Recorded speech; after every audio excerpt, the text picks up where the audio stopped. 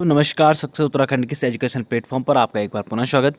तो दोस्तों, हमने यहाँ पर इंडियन ज्योग्राफी में काफ़ी इंपॉर्टेंट टॉपिक डिस्कस कर लिए, जिसमें हमारे इंपॉर्टेंट टॉपिक थे आपके भारत के पड़ोसी देश, भारत के प्रमुख नदीय तंत्र और भारत के प्रमुख जलप्रपात, भारत के प्रमुख दर्रे हमने यहाँ पर डिस्कस किए, भारत के प्रमुख बांध हमने यहाँ पर डिस्कस किए और कल के टॉपिक में हमने भारत के प्रमुख बंदरगाह भी यहाँ पर डिस्कस कर लिए थे। तो दोस्तों, आज का हमारा वीडियो रहेगा भारत के भौतिक स्वरूप के बारे में। तो भारत जो है उसका भौतिक स्वरूप कैसा है, वो अगर हम उसको मैप में देखते हैं या आपका अंतरिक्ष से उसे देखा जाता है तो भारत किस तरीके से दिखता है, तो वो चीज़ हम देखेंगे। क्योंकि भारत देखो आपका विविधताओं का देश है। क्या है? विविधताओं का देश है। यहाँ पर हमें बहुत सारी चीज़ें डिफरेंट दिखेंगी।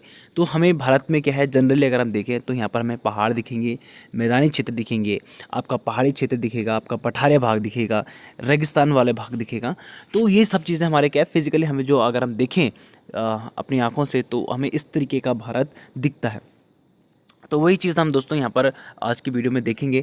और दोस्तों, अगर आप हमारे चैनल में नए हैं तो हमारे चैनल को सब्सक्राइब कीजिए, लाइक कीजिए और शेयर कीजिए अपने सभी दोस्तों के साथ।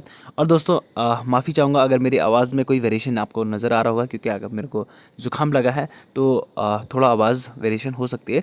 तो आप इस चीज़ को नोटिस ना करें और जो चीज़ मैं यहाँ पर पढ़ा रहा हूँ उस चीज़ को आप समझने की कोशिश करें। तो दोस्तों, हम बात कर रहे थे भारत का भौतिक स्वरूप। तो सबसे पहले अगर देखा जाए तो भारत का भौतिक स्वरूप में हम क्या पढ़ते हैं, भारत के धरातल पर बहुत विविधता पाई जाती है। क्या पाई जाती है? विविधता। जैसे मैंने आपको बताया कि भारत क्या है, एक विविधताओं का देश है। तो भारत के धरातल पर देखा जाए तो आपका क्या है, बहुत सारी विविधता पाई जाती है। कहीं आपको पठार दिखेंगे, कहीं आपको ऊंची पर्वत दिखेंगे और कहीं आपको समतल मैदान दिखेगा। तो इसी तरीके के हमें कुछ भारत का जो देखा जाए तो भारत को अगर देखा जाए तो इस तरीके का हमें भारत दिखता है। कहीं पर आपको पठार दिखेंगे, कहीं आपको ऊंचे पर्वत दिखेंगे और कहीं आपको क्या दिखेंगे, समतल मैदान दिखेंगे। तो उसी प्रकार का हमने इसको बांटा है कि कितना भाग आपका जो है पर्वतीय है, कितना पहाड़ी है, कितना पठारी है और कितना मैदानी है। अक्सर ये क्वेश्चंस पेपर में बन जाते हैं दोस्तों कि भारत का पर्वतीय क्षेत्र कितना है या कितने परसेंट भाग पर पर्वत है, कितने परसेंट भाग पर पहाड़ियाँ हैं और कितने परसेंट भाग पर पठारी क्षेत्र है और कितना परसेंट आपका जो भारत का मैदानी भाग है। तो इस तरीके का क्वेश्चन आपके पास SSC, UK triple C, PSC वगैरह क्वेश्चंस में आपके पास बन जाते हैं कभी। तो इन चीज़ों को भी आपको दोस्तों ध्यान रखना है। इंडियन ज्योग्राफी में भी काफ़ी इंपॉर्टेंट पॉइंट आपके लिए हो जाता है। तो आपको ध्यान देखना है दोस्तों कि भारत का संपूर्ण क्षेत्रफल का अगर देखा जाए तो उसका 10.7% जो है वो आपका पर्वतीय भाग है। यानी 10.7% भाग जो आपका है भारत का है वो क्या है, पर्वतीय है। क्या है? पर्वतीय है। 18.6% आपका क्या है, पहाड़ी है। यानी आपके माउंटेन्स जो आपके हैं वो 18.6% भाग पर आपको क्या दिखेगी, यहाँ पर पहाड़ियाँ दिखेगी। 27.7% या 27.7% भाग जो आपके हैं पठारी क्षेत्र होंगे। क्या होंगे? पठारी क्षेत्र होंगे। अभी हम दोस्तों डिस्कस करेंगे पठार क्या होते हैं, पहाड़ी क्या होती है, पर्वत क्या होते हैं और पर्वत श्रृंखलाएँ क्या होती हैं। 43% भाग पर जो आपका मैदानी भाग पाया जाता है। क्या पाया जाता है? मैदानी भाग पाया जाता है दोस्तों।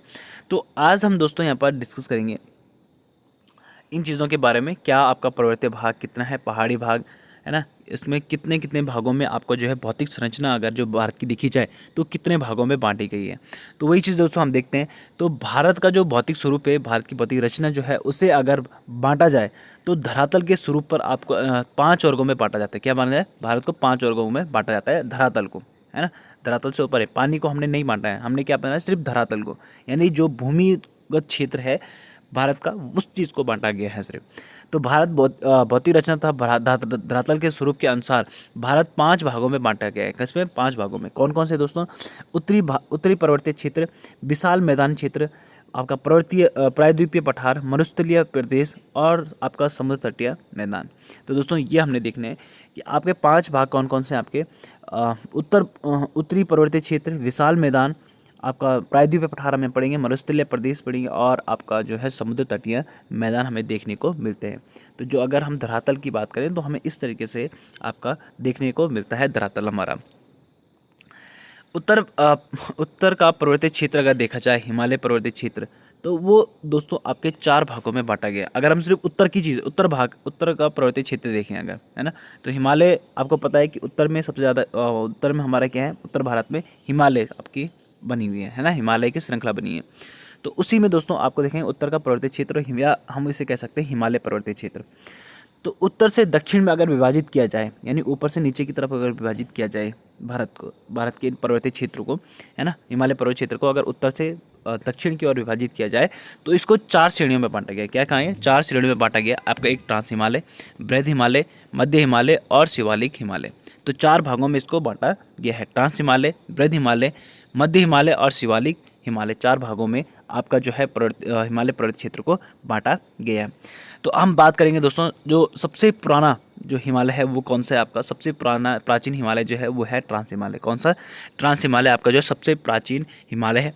फिर आपका बृहद हिमालय, मध्य हिमालय और सबसे नवीनतम जो हिमालय माना जाता है वो कौन सा माना जाता है दोस्तों? शिवालिक हिमालय। तो सबसे नवीनतम हिमालय, आपसे क्वेश्चन बनता है दोस्तों यहाँ पर कि सबसे प्राचीन हिमालय कौन सा है? तो ट्रांस हिमालय। और सबसे नवीनतम आपका जो हिमालय है वो कौन सा है? आपका शिवालिक हिमालय। तो दोस्तों आपको ये भी ध्यान रखना है कि सबसे नवीनतम कौन है और सबसे जो पुराना हिमालय कौन सा है। तो ये दोस्तों आपको याद रखना है, आपसे कई बार ये क्वेश्चन पेपर में बन जाता है। ओके दोस्तों, आगे बढ़ते हैं। अगर हम पश्चिम से पूर्व की तरफ हिमालय का विभाजन करें, अभी हम दोस्तों क्या पढ़ रहे हैं? सिर्फ हिमालय का विभाजन पढ़ रहे हैं। क्या पढ़ रहे हैं? हिमालय का विभाजन पढ़ रहे हैं, पढ़ते हिमालय। तो दोस्तों अगर अभी तक हमने क्या देखा? दक्षिण, उत्तर से दक्षिण की तरफ देख रहे थे, यानी ऊपर से नीचे की तरफ विभाजित कर रहे थे किसको? हिमालय को। अब हमें यहाँ पर क्या है? पश्चिम से पूर्व की तरफ भी विभाजित करते हैं। तो पश्चिम से पूर्व की तरह अगर हम विभाजित करें हिमालय को, तो इससे भी 4 भागों में डिवाइड किया गया। क्या किया गया? 4 भागों में डिवाइड किया गया, जिसमें आपका जो सबसे पहले आता है आपका पंजाब हिमालय और कश्मीर हिमालय। क्या है? पहला पार्ट आपका क्या है? पश्चिम में, सबसे पश्चिम में कौन सा है? पंजाब हिमालय व कश्मीर हिमालय। उसके बाद आता है आपका कुमाऊं हिमालय, जो कि आपका उत्तराखंड का क्षेत्र आपका इसमें आ जाता है। तो दूसरा आता है कुमाऊं हिमालय। तीसरा आता है आपका नेपाल हिमालय, जो नेपाल में है। और चौथा आता है आपका असम हिमालय, जो असम और अरुणाचल प्रदेश दोनों राज्यों में फैला हुआ है। तो दोस्तों आप समझ गए होंगे कि अगर पश्चिम से पूर्व की तरफ विभाजित करें तो आपके कितने पार्ट्स में डिवाइड किया गया है, और अगर उत्तर से दक्षिण की तरफ करें तो 4 भागों में यहाँ पर डिवाइड किया गया है। और पूर्व से पश्चिम भी आपके पास किया गया है, पश्चिम से पूर्व भी आपके पास किया गया है, 4 भागों में डिवाइड किया गया है। तो दोस्तों ये अक्सर क्वेश्चन बनता है कि आपसे हिमालय के कर्म आपको पूछ लिए जाएंगे कि पश्चिम से पूर्व की तरफ हिमालय श्रेणियों का क्रम बताइए, या हिमालय का विभाजन का क्रम बताइए। तो सबसे पहले आपका पंजाब हिमालय है ना, पंजाब और जम्मू कश्मीर सबसे आपको लास्ट में दिखते हैं ना, पश्चिम में, सबसे पश्चिम में कौन दिखता है आपको? ये दिखते हैं आपका पंजाब और कश्मीर हिमालय। और फिर उसके बाद आपका उत्तराखंड लग जाता है, तो ये आपका हिमाचल प्रदेश, पंजाब और जम्मू कश्मीर वाला क्षेत्र आपका पूरा किस में आ जाता है? पंजाब हिमालय और कश्मीर हिमालय में। फिर आपका जो कुमाऊं हिमालय, वो आपका पूरा उत्तराखंड का जो क्षेत्र हमारा है वो पूरा का पूरा आपका किस में आ जाता है? कुमाऊं हिमालय में आ जाता है। नेपाल हिमालय में आपका नेपाल आ जाएगा, और असम हिमालय आपका आ जाएगा पूरा आपका असम और अरुणाचल, यानी आपका जो पूर्वी देश हमारे हैं है ना, 7 सिस्टर वाले, तो उन सब पे आपका जो हिमालय आ रहा है वो पूरा कौन सा है? आपका असम हिमालय। तो इसमें दोस्तों कंफ्यूज होने की ज़रूरत नहीं है, आपका सिर्फ आपको एक उत्तराखंड का ध्यान रखना है दोस्तों, असम हिमालय ध्यान रखना है, और जम्मू कश्मीर जो पंजाब और कश्मीर हिमालय है उसको आपको ध्यान रखना है। बाकी नेपाल वाला जो है वो नेपाल का हिमालय है ना, उत्तराखंड का हिमालय उत्तराखंड का हिमालय, जम्मू कश्मीर वाला हिमालय जम्मू कश्मीर का हिमालय, और पूर्व में आपका जो असम वाला हिमालय है वो आपका पूर्वी जितने भी देश हमारे वहाँ पर राज्य हमारे हैं वो सभी आपके क्या हैं? पूर्व हिमालय, असम हिमालय को बनाते हैं। तो ये तो समझ गया दोस्तों आपकी हिमालय का विभाजन किस तरीके से किया गया है, वो मैंने आपको यहाँ पर समझा दिया है, और इसी क्रम में आप दोस्तों आपको ध्यान भी रखना है। तो ट्रांस, बृहद हिमालय, मध्य हिमालय, शिवालिक हिमालय आपको ध्यान रखना है। उत्तर से दक्षिण में पंजाब हिमालय या कश्मीर हिमालय, कुमाऊं हिमालय और नेपाल हिमालय, असम हिमालय आपको ध्यान रखना है पूर्व, पश्चिम से पूर्व की तरफ। अब दोस्तों अब हम इनके बारे में थोड़ा डिटेल से डिस्कस कर लेते हैं हिमालय के। तो हिमालय के श्रेणियों में हमने पढ़ा, अब हम पढ़ते हैं सबसे पुराना जो हिमालय हमारा है वो कौन सा है? ट्रांस हिमालय। कौन सा है? ट्रांस हिमालय। तो ट्रांस हिमालय की अगर दोस्तों हम बात करें तो इसमें कुछ विशेषताएं आपको दोस्तों ध्यान रखनी है। विशेषताएं आपको क्या ध्यान रखनी है दोस्तों यहाँ पर? तो ट्रांस हिमालय जो है हिमालय का सबसे प्राचीनतम भाग है। क्या है? सबसे प्राचीन, जैसा कि मैंने अभी इससे पहले आपको बताया कि सबसे प्राचीनतम हिमालय जो हमारा है वो कौन सा है? ट्रांस हिमालय। तो सबसे प्राचीनतम भाग आपका हिमालय का जो है वो है ट्रांस हिमालय। दोस्तों आपको ध्यान रखना है, बहुत ही ध्यान से आपको वीडियो को देखना है और हर एक पॉइंट को अच्छे से समझना है, तभी आप इस चीज़ को समझ पाओगे और एग्ज़ाम में इनको याद रख पाओगे। तो ट्रांस हिमालय मैंने कहा ये सबसे प्राचीनतम हिमालय। क्या है? सबसे प्राचीनतम हिमालय। और यहाँ पर वनस्पतियों का अभाव होता है। क्या होता है? वनस्पतियों का अभाव, यानी यहाँ पर पेड़ पौधे आपको नहीं दिखेंगे, है ना, बहुत रेयर चांस में आपको पेड़ पौधे दिखेंगे। यहाँ पर अक्सर आपको क्या दिखेगा? बर्फीली जगह ही दिखेगी आपको, बर्फीली बर्फीली पहाड़ियाँ दिखेगी। यहाँ पर आपको वनस्पतियाँ नहीं दिखेगी, है ना। वनस्पतियों के यहाँ पर क्या होता है? अभाव होता है। दोस्तों आपको ध्यान रखना है ट्रांस हिमालय में वनस्पति नहीं होती है। दूसरा आपको इसके अंतर्गत आपका काराकोरम, लद्दाख, जास्कर, पीर पंजाल पर्वत श्रेणियाँ आती है। तो यहाँ पर जो इम्पोर्टेंट आपके जो पर्वत श्रेणी है वो कौन कौन सी दोस्तों? काराकोरम पर्वत श्रेणी, लद्दाख पर्वत श्रेणी, जास्कर पर्वत श्रेणी, पीर पंजाल पर्वत श्रेणी। दोस्तों मैंने आपको पिछली वीडियो में यहाँ पर एक पॉइंट डिस्कस किया था जहाँ पर हमने काराकोरम पर्वत श्रृंखला पढ़ी थी, है ना। काराकोरम पर्वत श्रृंखला पढ़ी थी, आपका लद्दाख पढ़ा था, ठीक है, जास्कर आपका जो है वो हमने पढ़ा था। तो यहाँ पर हमने क्या पढ़ा था दोस्तों, कहाँ पे पढ़ा था, आपको ध्यान होगा, हमने ये पढ़ा था दर्रे में। क्या पढ़ा था, दर्रे में। आपका जो काराकोरम दर्रा है, पीर पंजाल दर्रा है ना, वो हमने पीर पंजाल श्रेणी में आपका क्या था, पंजाल दर्रा। आपका काराकोरम दर्रा हमने यहाँ पर पढ़ा था। तो लद्दाख, जास्कर, पीर पंजाल और काराकोरम, ये श्रेणी आपकी कौन से हिमालय के अंतर्गत आती है, ट्रांस हिमालय के अंदर। क्या आती है, ट्रांस हिमालय के अंतर्गत आती है। भारत में सबसे ऊंची चोटी जो है वो है गॉडविन चोटी, K2 गॉडविन ऑस्टिन काराकोरम पर्वत श्रेणी की सबसे ऊंची चोटी है। दोस्तों आपको ध्यान रखना है, आपसे पूछा गया है कि भारत में सबसे ऊंची चोटी कौन सी है। क्या पूछा गया है, भारत में सबसे ऊंची चोटी कौन सी है, गॉडविन ऑस्टिन। कौन सी है, गॉडविन ऑस्टिन। और इसी का नाम दोस्तों आपका K2 भी है। तो K2 बोला जाए या गॉडविन ऑस्टिन बोला जाए, आपको कंफ्यूज नहीं होना है। ये दोनों जो पर्वत श्रृंखलाएं हैं वो क्या है, एक ही है। क्या है, एक ही है। आपको यहाँ पर कंफ्यूज नहीं होना है। तो K2 का ही नाम है गॉडविन ऑस्टिन। और इसकी जो हाइट है वो कितनी है दोस्तों, 8611 मीटर आपकी जिसकी इसकी हाइट है K2 की। तो भारत में सबसे ऊंची चोटी कौन सी, K2। और एक गॉडविन ऑस्टिन है, 8611 मीटर इसकी हाइट है। काराकोरम पर्वत श्रेणी की सबसे ऊंची चोटी इसे माना जाता है। माउंट राकापोशी लद्दाख श्रेणी की सर्वोच्च चोटी है। क्या है, माउंट राकापोशी। तो माउंट राकापोशी आपका मार्क मैंने यहाँ पर किया है दोस्तों। माउंट राकापोशी जो है लद्दाख श्रेणी की सर्वोच्च ऊंची चोटी है और इस चोटी की ढाल विश्व में सर्वाधिक तीव्र मानी जाती है। तो इसकी जो ढाल है दोस्तों वो विश्व में, आपका विश्व में पूछ रहा है, विश्व में सबसे तीव्र आपकी मानी जाती है इसकी चोटी, माउंट राकापोशी। तो आपको दोस्तों ध्यान रखना है, आपसे क्वेश्चन बन सकता है कि माउंट राकापोशी किस पर्वत श्रृंखला पर स्थित है, या माउंट राकापोशी किस पर्वत श्रृंखला की सर्वोच्च ऊंची चोटी है। या आपसे पूछ सकता है कि लद्दाख पर्वत श्रेणी की सबसे ऊंची चोटी कौन सी है, तो आपको राकापोशी याद रखना है। या आपसे पूछा सकता है कि विश्व में सर्वाधिक तीव्र ढाल वाली जो पहाड़ी है वो कौन सी है, या सर्वोच्च चोटी कौन सी है। आपसे पूछ सकता है कि विश्व की सर्वाधिक तीव्र ढाल वाली चोटी कौन सी है, तो वो भी आपकी कौन सी होगी, माउंट राकापोशी। तो किसी भी तरीके से आपका क्वेश्चन बन सकता है दोस्तों, आपको ये ध्यान रखना है कि सर्वोच्च ऊंची चोटी कौन सी है आपकी दोस्तों। सर्वोच्च ऊंची चोटी जो है आपकी गॉडविन ऑस्टिन है, यानी K2 आपके जो पर्वत चोटी है वो आपकी कौन सी है, K2 है। और ये कौन से पर्वत श्रृंखला में आती है आपका ये आती है काराकोरम पर्वत श्रृंखला में। कौन सी आती है, काराकोरम पर्वत श्रृंखला में। दोस्तों आपको ध्यान रखना है। अब माउंट राकापोशी जो है लद्दाख श्रेणी की सर्वोच्च ऊंची चोटी है। तो दोस्तों इतना आपको यहाँ पर से ध्यान रखना है ट्रांस हिमालय में। फिर यहाँ पर आप देख पा रहे होंगे दोस्तों कि सबसे बाहर वाली जो ये पर्वत श्रृंखला है वो कौन सी है, काराकोरम पर्वत श्रृंखला। फिर उसके नीचे वाली आपके है लद्दाख पर्वत श्रृंखला। फिर उसके नीचे आपके है जास्कर पर्वत श्रृंखला। और सबसे नीचे आपकी कौन सी आगे, पीर पंजाल पर्वत श्रृंखला। तो इस तरीके भी आपको दोस्तों ध्यान रखना है। तो ये पीर पंजाल वाले आप देख पा रहे होंगे कि आपका जम्मू कश्मीर वाले एरिया में आ रहे हैं। बाकी आपका काराकोरम, लद्दाख और जास्कर जो हमारा अभी लद्दाख हमारा केंद्र शासित प्रदेश बन गया, तो लद्दाख में ही ये तीनों पर्वत श्रृंखलाएँ आपकी आ रही हैं। तो ये भी दोस्तों आपको ध्यान रखना है। आगे बढ़ते हैं दोस्तों। बृहद हिमालय और हिमाद्री हिमालय की, या सर्वोच्च हिमालय या महान हिमालय, ये तीनों एक ही नाम है दोस्तों। बृहद हिमालय बोला जाए या हिमाद्री हिमालय बोला जाए या सर्वोच्च हिमालय बोला जाए या महान हिमालय बोला जाए, ये तीनों चारों हिमालय जो आपका एक ही है। आपके पास क्वेश्चन किसी भी तरीके से बन सकता है कि बृहद हिमालय आपके कौन सा है, हिमाद्री हिमालय किसका नाम है, सर्वोच्च हिमालय या महान हिमालय, आपका तीनों एक ही है दोस्तों। आपको कन्फ्यूज़ नहीं होना है। अब इस हिमालय श्रृंखला की बात करते हैं दोस्तों। तो यह हिमालय की सबसे ऊंची श्रेणी क्या है, आपके हिमालय की सबसे ऊंची श्रेणी कौन सी है, आपकी बृहद हिमालय या आपका हिमाद्री हिमालय। विश्व में सबसे ऊंची चोटी जो माउंट एवरेस्ट है वो भी इसी पर्वत श्रेणी में स्थित है। तो ये सबसे ऊंची श्रेणी है, हिमालय की सबसे ऊंची श्रेणी है। आपका ट्रांस हिमालय से भी ऊंची श्रेणी आपकी कौन सी है, आपकी बृहद हिमालय की जो श्रेणी है वो सबसे ऊंची श्रेणी है। क्या है दोस्तों, सबसे ऊंची श्रेणी है, या हिमालय की सबसे ऊंची श्रेणी है। विश्व में सबसे ऊंची चोटी जो आपकी माउंट एवरेस्ट है वो भी आपकी इसी पर्वत श्रेणी के अंतर्गत आता है।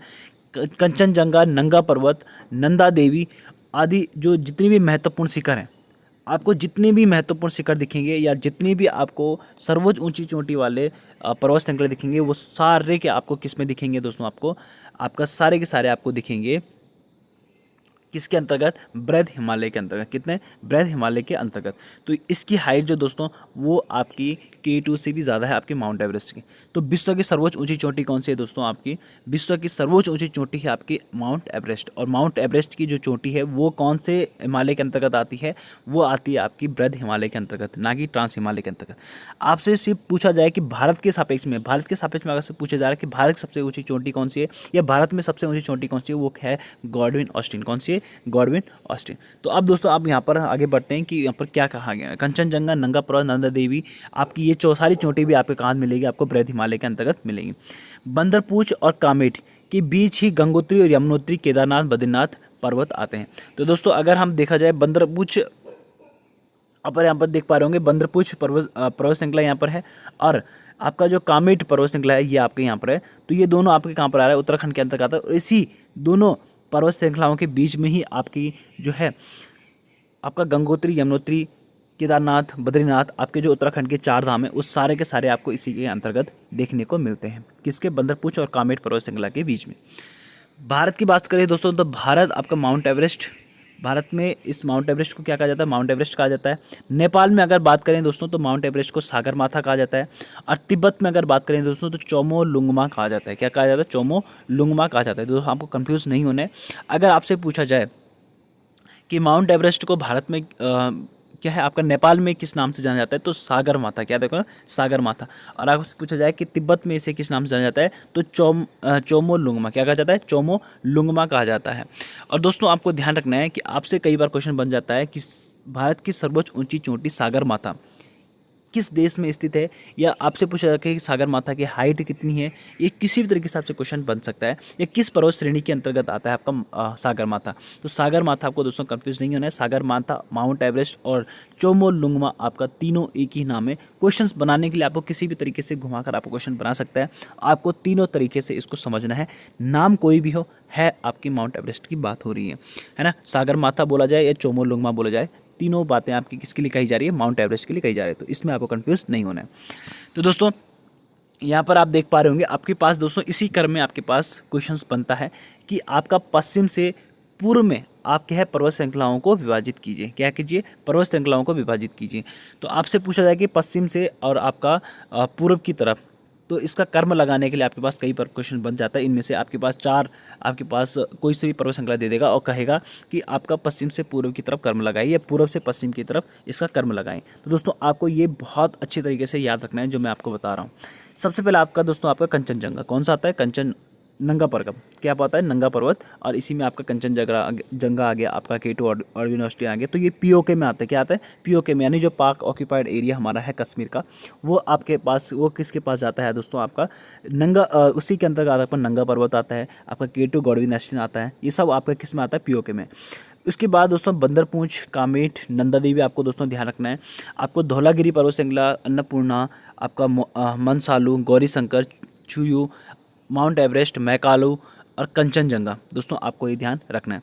तो अब दोस्तों आप यहाँ पर देख पा रहे हो कि धौलागिरी से लेकर और आपका मैकालू पर्वत तक, ये 4-5 पर्वत जो आपके हैं वो सब किस में? नेपाल में। तो ये आपको दोस्तों ध्यान नहीं रखना है। अगर हाँ आपके पास सेंट्रल लेवल का कोई एग्जाम है तो उसमें आपके पास ये क्वेश्चन बन सकता है। स्टेट लेवल के एग्जाम में आपके पास ये क्वेश्चन नहीं बने। और आपके पास जिसमें हमें विश्व की हिस्ट्री पूछी जाती है और उसमें उस पेपर में आपके पास ये जरूर पूछा जाएगा कि इसका कर्म लगाए। आपके पास नेपाल की भी वो आपके पास क्या दे सकता है? पर्वत श्रृंखला दे सकती है। तो धौलागिरी, अन्नपूर्णा, मनसालू, गौरीशंकर, छुयो, माउंट एवरेस्ट और मैकालू, ये 5-6 पर्वत जो हैं आपके किसमें? नेपाल देश में पड़ते हैं। किसमें? नेपाल में।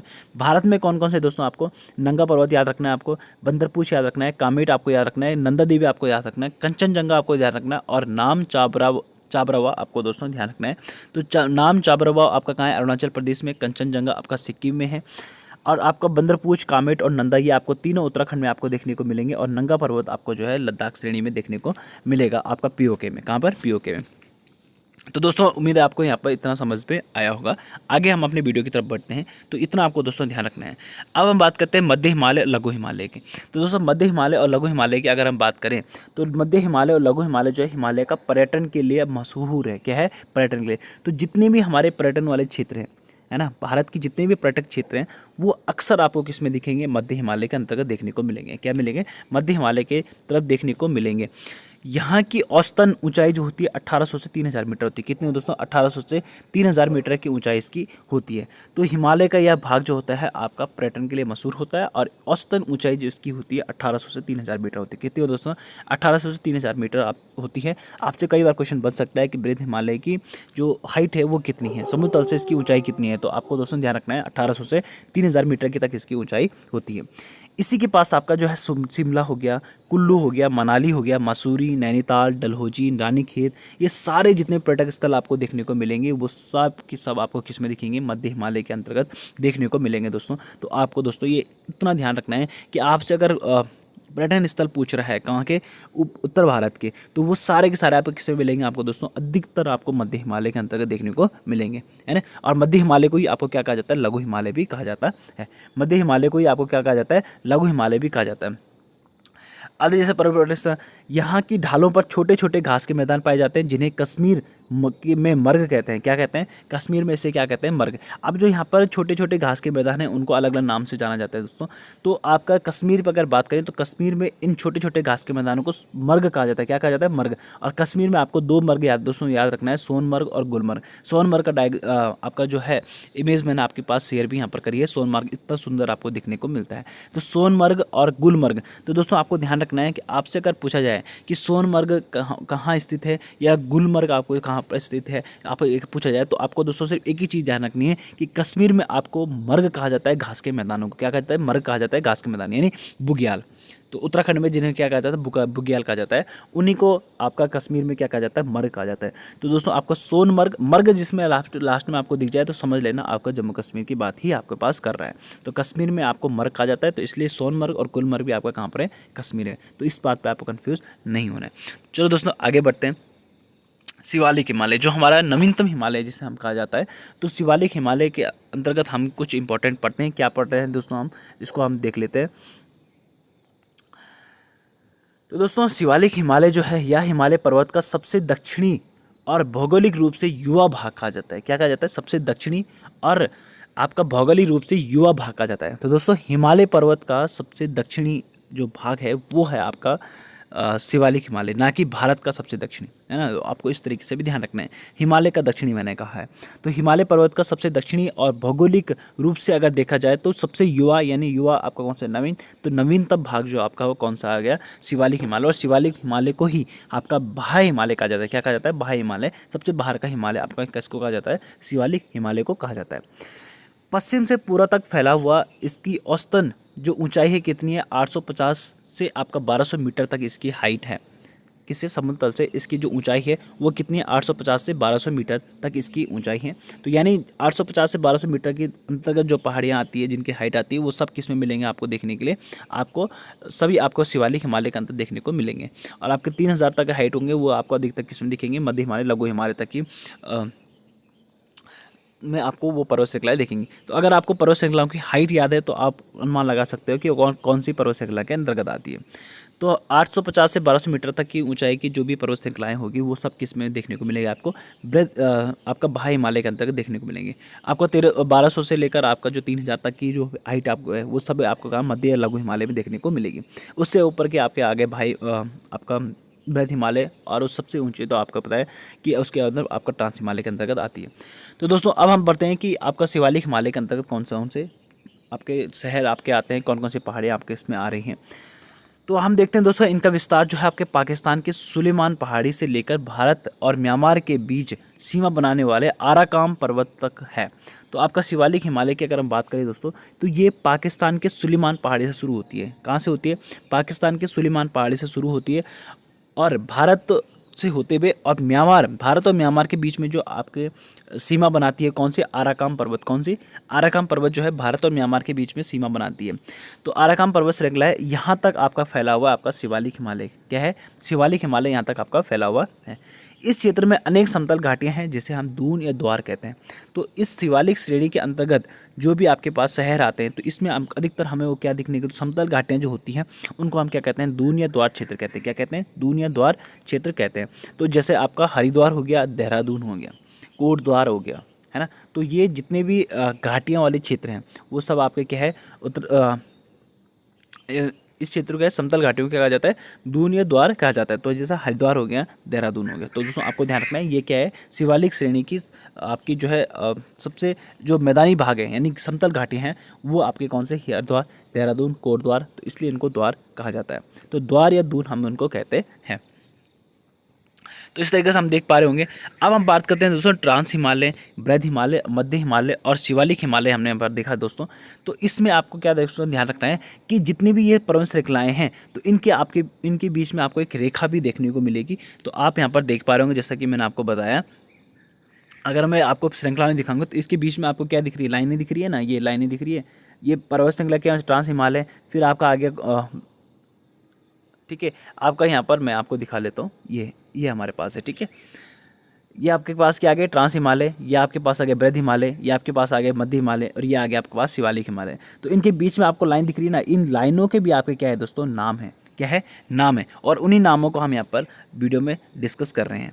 तो क्या है दोस्तों, ट्रांस हिमालय, बृहद हिमालय, मध्य हिमालय और शिवालिक हिमालय, इनके बीच में जो लाइन है ये भी आपके पास क्वेश्चन में बन जाता है। तो आपसे पूछा जाएगा कि ट्रांस हिमालय और बृहद हिमालय के बीच की क्षेत्र को क्या कौन सी लाइन होती है, सचर जोन। कौन सी है, सचर जोन। तो आपसे पूछा जाएगा किस रेखा के अंतर्गत आपके कौन से ट्रांस हिमालय और मध्य हिमालय आते हैं। तो इनके किसके मध्य कौन है दोस्तों, सचर जोन। तो इन दोनों के मध्य की जो रेखा होती है उसे कहते हैं सचर जोन। क्या कहते हैं, सचर जोन।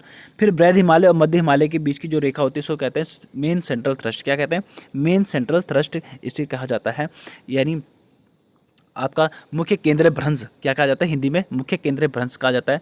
और सचर जोन आपके हो गया ट्रांस हिमालय और बृहद हिमालय के बीच, बृहद हिमालय और मध्य हिमालय के बीच में आ गया आपका मेन सेंट्रल थ्रस्ट यानी मुख्य केंद्रीय भ्रंश रेखा। अब मध्य हिमालय और शिवालिक हिमालय के अंतर्गत की आपकी मेन बाउंड्री पासेस। ठीक है, आपका क्या हो जाता है, आपका मेन सीमांत दर्रा क्या है, मुख्य सीमांत दर्रा आपके किस में आ गया, आपका मध्य हिमालय और शिवालिक हिमालय के अंतर्गत, बृहद हिमालय और मध्य हिमालय के अंतर्गत मेन सेंट्रल थ्रस्ट और ट्रांस हिमालय और बृहद हिमालय के अंतर्गत सचर जोन। तो ये दोस्तों तीनों आपको यह रखना है। इसको कहते हैं MCT। क्या कहते हैं, MCT। आपका मेन सेंट्रल थ्रस्ट को कहा है MCT और इसको कहते हैं MBT। तो दोस्तों आपको ये ध्यान रखना है MCT और MBT। आपसे मध्य हिमालय और शिवालिक हिमालय के बीच में हमारा ये MBT के अंतर्गत ही आपका क्या आता है, टेरी डैम भी हमारे देखने को मिलता है। तो दोस्तों इस तरीके से आपको ये ध्यान रखनी है। तो आगे बढ़ते हैं दोस्तों। अब इसमें कुछ इम्पॉर्टेंट हम यहाँ पर देखते हैं कि हिमालय का पश्चिम से पूर्व की ओर विभाजन या प्रादेशिक विभाजन किस तरीके से होता है, ये आपको दोस्तों ध्यान रखना है। हमने यहाँ पर पढ़ा था पंजाब हिमालय, कश्मीर हिमालय और कुमाऊं हिमालय, नेपाल हिमालय, असम हिमालय यहाँ पर पढ़ा। तो पंजाब हिमालय और कश्मीर हिमालय के अंतर्गत देखे जाए तो इसका विस्तार क्या है, यहाँ पर सिंधु नदी और सतलज नदी के बीच का भाग, पंजाब, कश्मीर, हिमाचल का भाग इसके अंतर्गत आता है। कौन कौन से भाग आता है इसमें, सिंधु नदी का जो सतलज नदी, सिंधु नदी से सतलज नदी के बीच के जितने भी भाग हैं, सिंधु नदी और सतलज नदी, इसके बीच में हमारी 5 नदियाँ जो भी आती है वो सब किसके अंतर्गत आती है दोस्तों, आपका पंजाब हिमालय, कश्मीर हिमालय के अंतर्गत हमें देखने को मिलता है। इसकी लंबाई आपकी जो है 560 किलोमीटर, कितने दोस्तों टोटल, अगर इसकी लंबाई देखी जाए किसकी, पंजाब हिमालय की, तो ये टोटल कौन सी है, 560 किलोमीटर है। और यहाँ पर जाफरान की खेती की जाती है और इसी पंजाब हिमालय व कश्मीर हिमालय के अंतर्गत ही आपकी क्या की जाती है दोस्तों, आपका जो है जाफरान की खेती की जाती है। क्या की जाती है, जाफरान की खेती की जाती है आपका जम्मू कश्मीर वाले क्षेत्र में। तो जो आपका पंजाब हिमालय और कश्मीर हिमालय ये वाला क्षेत्र हमारा जो है, इसकी लंबाई जो है, लेंथ है दोस्तों, लेंथ की बात करें यानी यहाँ पर से और यहाँ तक की बात करें तो ये कितना है, 560 किलोमीटर। कितने दोस्तों, 560 किलोमीटर है। और इसी के अंतर्गत ही आपके क्या की जाती है, आपकी जाफरान की खेती की जाती है। क्या की जाती है, जाफरान की खेती की जाती है। तो आपसे अगर कुछ प्रश्न बन जाए कि जाफरान की खेती कौन से राज्य में की जाती है दोस्तों, तो आपको दोस्तों ध्यान रखना है कि जम्मू कश्मीर वाला जो क्षेत्र है यानी लद्दाख जम्मू कश्मीर वाला, इसी में ही आपकी क्या है, जाफरान की खेती की जाती है। और किस हिमालय के अंतर्गत की जाती है, पंजाब हिमालय, कश्मीर हिमालय के अंतर्गत की जाती है। आगे बढ़ते हैं दोस्तों, कुमाऊं हिमालय। कुमाऊं हिमालय की विशेषताओं की अगर बात करें तो दोस्तों जो आपका सतलुज नदी है, यानी सतलुज नदी जो आपकी कहाँ से बह रही है, हिमाचल प्रदेश से आपका भारत में प्रवेश कर रही थी, वहाँ से लेकर सतलुज नदी से लेकर और आपकी जो काली नदी है, कौन सी काली नदी, उत्तराखंड की और नेपाल के बीच में सीमा बनाने वाली काली नदी जो है, उसके बीच का जो क्षेत्र होता है वो सारा क्षेत्र आपका किस में आता है, कुमाऊं हिमालय के अंतर्गत आता है। क्या आता है, कुमाऊं हिमालय के अंतर्गत आता है। और इसकी लंबाई कितनी है दोस्तों, 320 किलोमीटर है दोस्तों। कितनी है, 320 किलोमीटर इसकी क्या है, लंबाई है। तो दोस्तों इतना आपको ध्यान रखना है। और इसी के अंदर आपकी नंदा देवी पर्वत श्रृंखला, केदारनाथ, बद्रीनाथ आदि जितनी प्रमुख चोटियाँ हैं वो सब किस में आती है दोस्तों, आपके माणा हो गया है ना, गंगोत्री ग्लेशियर हो गया, ये सब किसके अंतर्गत आते हैं, कुमाऊं हिमालय के अंतर्गत देखने को हमें मिलते हैं। उसके बाद दोस्तों हम बात करते हैं नेपाल हिमालय। नेपाल हिमालय की अगर बात करें तो काली नदी जो आपकी उत्तराखंड और नेपाल की सीमा बना रही है, काली नदी वहाँ से लेकर और आपकी तीस्ता नदी जो आपकी सिक्किम और नेपाल के बीच में जो सीमा बना रही है तीस्ता नदी, वो दोनों के बीच का जो मध्य का भाग होता है वो सारा आपका किसके अंतर्गत आता है, नेपाल हिमालय के अंतर्गत हमें देखने को मिलता है। और इसकी लंबाई की बात करें दोस्तों तो ये इसकी लंबाई कितनी 800 किलोमीटर, कितनी 800 किलोमीटर। और इसी में आपके माउंट एवरेस्ट हो गया, कंचनजंगा हो गया, मैकालू हो गया, माउंट मैकालू हो गया, ये सारी आपकी किसके अंतर्गत आती है, नेपाल हिमालय के अंतर्गत हमें देखने को मिलती है। तो दोस्तों इतना भी आपको ध्यान रखना है। तो हमने 3 हिमालय पढ़ लिए, आपका पंजाब और कश्मीर हिमालय, ठीक है, आपका कुमाऊं हिमालय, आपका नेपाल हिमालय, और अब हमारा है असम हिमालय। तो असम हिमालय की दोस्तों विशेषता की बात करें तो असम हिमालय जो आपका है तीस्ता नदी से और दिहांग नदी की दिहांग किसे कहा जाता है, अरुणाचल प्रदेश में दिहांग किसको कहा जाता है, ब्रह्मपुत्र नदी को दिहांग कहा जाता है अरुणाचल प्रदेश में। तो तीस्ता नदी जो है आपका तीस्ता नदी जो आपका नेपाल और किसके साथ, सिक्किम के साथ सीमा बना रहा है, यहाँ से आपके जो है असम हिमालय शुरू होता है और आपका जहाँ पर ब्रह्मपुत्र नदी भारत में प्रवेश करती है, दिहांग नदी, वहाँ तक का जो भाग है यानी उसके बीच का जो भाग है वो सारा का सारा आपका किसके अंतर्गत आता है, असम हिमालय के अंतर्गत देखने को हमें मिलता है। तो असम हिमालय और यहाँ तक, तो इसकी जो लेंथ है दोस्तों कितनी है, 720 से 750 किलोमीटर के अंतर्गत जो आने वाली जो भी आपकी क्षेत्र है वो सारा किसके अंतर्गत आता है दोस्तों, आपका दिहांग नदी सारा असम हिमालय के अंतर्गत देखने को मिलता है। क्या है, असम हिमालय के अंतर्गत देखने को मिलता है। तो ये तो दोस्तों हमारे मोस्ट इंपॉर्टेंट जो हमने यहाँ पर पर्वत श्रृंखलाएं देखी, तो हमने यहाँ पर हिमालय के पर्वत श्रृंखलाओं को विभाजित किया और इसके बाद हम दोस्तों राज्य में जितने भी पर्वत हैं उन सब के बारे में डिस्कस करेंगे। तो हमने यहाँ पर सबसे ऊंचा पर्वत कौन सा देखा दोस्तों, भारत में सबसे ऊंचा चोटी कौन सी है, K2 गॉडविन ऑस्टिन। और आपकी जो विश्व की सबसे ऊंची चोटी है वो कौन सी है दोस्तों, माउंट एवरेस्ट, जो कि यहाँ पे किस में आती है, तो आपका वृद्ध हिमालय के अंतर्गत देखने को हमें मिलती है और ये आपकी जो है नेपाल में स्थित है, भारत में नहीं है, ठीक है। तो अब भारत के अंतर्गत पूछा जाए तो K2 गॉडविन ऑस्टिन आपको क्लिक करना है। दोस्तों ये उम्मीद है आपको हमारी वीडियो पसंद आई हो। दोस्तों पसंद आई है तो इसे ज़्यादा से ज़्यादा लाइक कीजिए और ज़्यादा से ज़्यादा शेयर कीजिए अपने सभी दोस्तों के साथ, और जो नए हैं वो हमारे चैनल को सब्सक्राइब ज़रूर करें। तो मिलेंगे आपको नई वीडियो के साथ, तब तक के लिए धन्यवाद।